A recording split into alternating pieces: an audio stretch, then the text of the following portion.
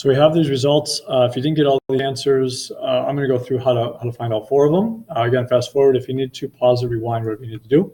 So move over to the document camera. I've got my 2 functions here. F of x equals 5x minus 1, g of x equals 5x squared minus 6x plus 1. I'm going to add them together to start with. So I have 5x minus 1 plus 5x squared minus 6x plus 1. Distributing the addition through wouldn't really change anything because when you are adding, it's multiplying by positive 1. It doesn't really matter. So I'm going to combine my like terms. 5x minus 6x is going to give me a negative 1x, so minus x. I've got a 5x squared, and it's the only one.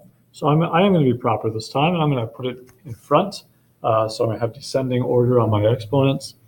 And then I've got a minus 1 plus a positive 1, which is 0. There we go. F plus g of x is 5x squared minus x. F minus g of x. So I'm going to subtract now. I've got, again, 5x minus 1 minus 5x squared minus 6x plus 1. Now that subtraction does make a bigger difference because it's like a negative 1. And negative 1 times all of these is going to give me a slightly different result. Minus 5x squared plus 6x. I'm basically taking the opposite of everything, minus 1. Okay. Now, again, I'll do descending order. So negative 5x squared. 5x plus 6x would be 11x. And minus 1 minus 1 minus 2. So my subtraction, the difference between those 2 functions would be negative 5x squared plus 11x minus 2. We can make that a little bit bigger. Multiplication. So I'm going to do multiplication down here, and I might have to rearrange things to get the division to fit. So we got f times g. Again, not fog, so not the compound f of g, just f times g, is going to be 5x minus 1 times 5x squared minus 6x. This one. So we got some distribution.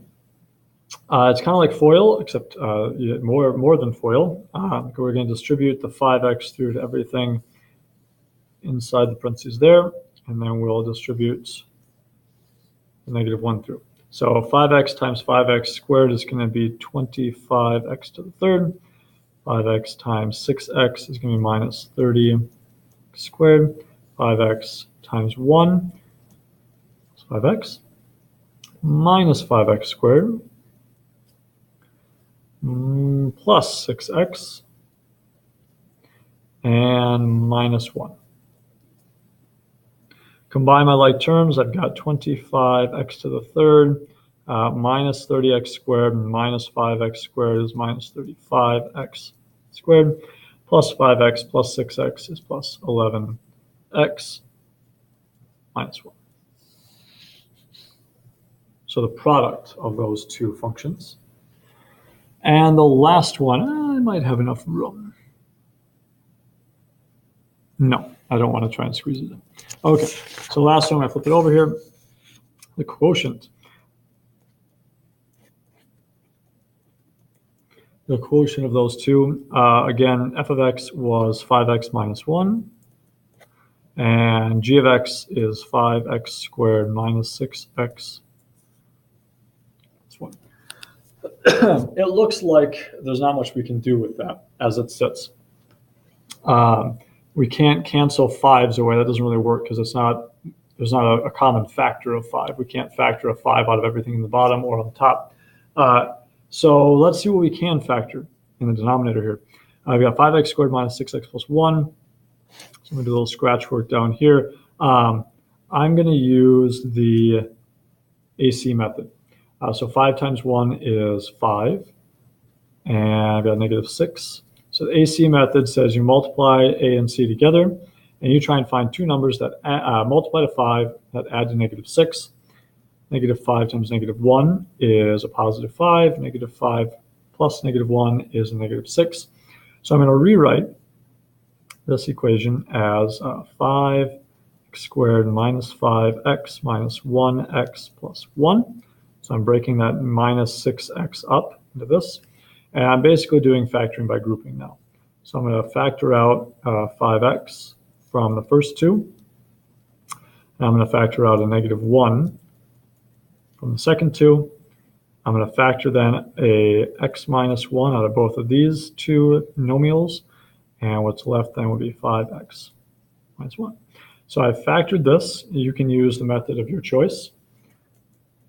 So my numerator would be 5x minus 1. That's an arrow, by the way, or a sideways smiley face. And the denominator would be x minus 1, 5x minus 1. Now that I have that, I see that the numerator has a factor of 5x minus 1, and the denominator has a factor of 5x minus 1. Those divide away to 0, or excuse me, to 1, not to 0, divide to 1. And I'm left with 1 over x minus 1. So that's how that quotient was done. And certainly quotient is more challenging because you need to find a common factor that you can divide away.